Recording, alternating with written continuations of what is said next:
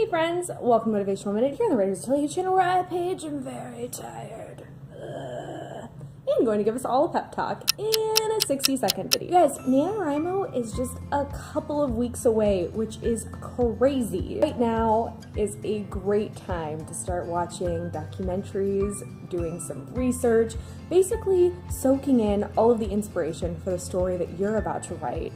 And if you don't know what you're going to be writing about this November, it's a great time to start dreaming up ideas. I've changed my story ideas like up until the day before NaNoWriMo. Don't put pressure on yourself.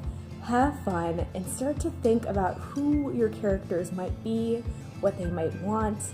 And in these weeks leading up to the event, allow your mind to wander, daydream, and if you're a planner, keep going on that outline.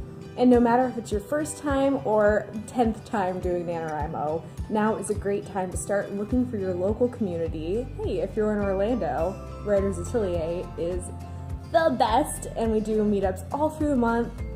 Remember to lean on each other, support each other, and best wishes writing. And I will see you next week. Bye, everyone!